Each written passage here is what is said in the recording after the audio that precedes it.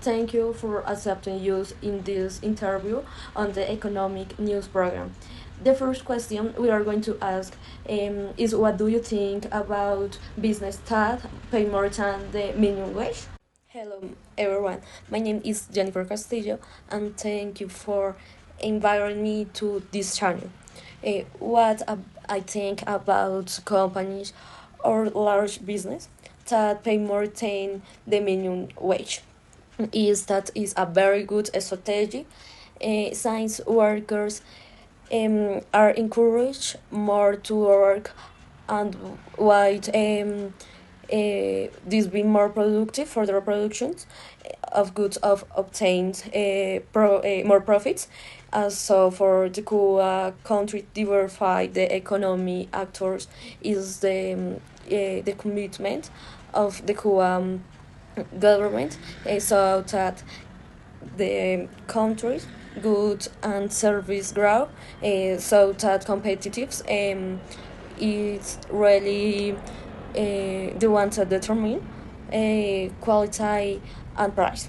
And it doesn't matter um, is if the management is state owned or private. The goal is to produce more. However, there is a huge challenge ensuring an environment where everyone has equal opportunities. Okay, Jennifer, thanks for valuable opinion. Now, tell us what do you think about GDP ignore women? Well, it's very important to touch this topic since it has some truth signs for young women have is to opt for their household activities, caring for the elderly and nurses. They have been the ones who have to cook and terms of the sale of these products that there are food and um, generate a large economic income do not enter into the calculation of GDP. Also, thanks so since the reproductions of the labor force is insured, and as for the Cuban government, the participation, the women in the directive position of the communist party of Cuba is 16% in the center committees, 23% in the provisional committees, and 22 in the municipal ones. Also, the FAMO prioritizes the crisis as the positions here advance.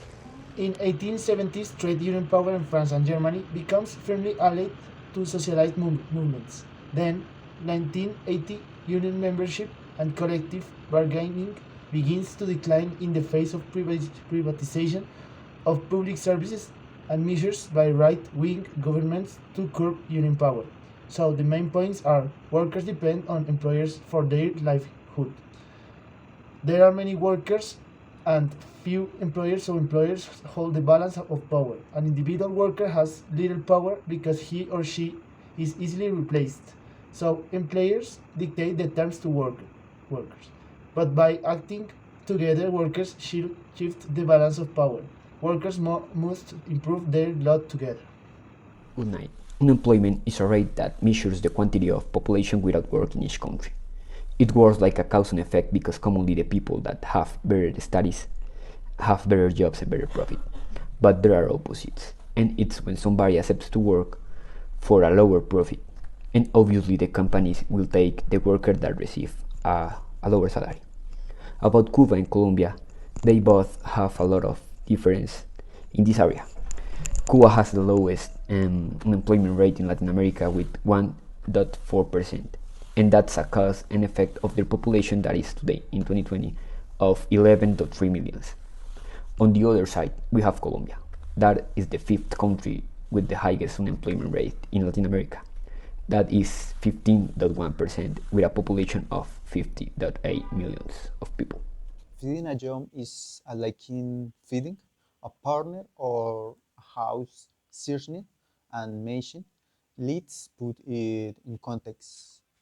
This chapter is focusing on decision making. As Gus K. Tinker found George Stinker, who was an American economics intellectual and professor in the University of Chicago.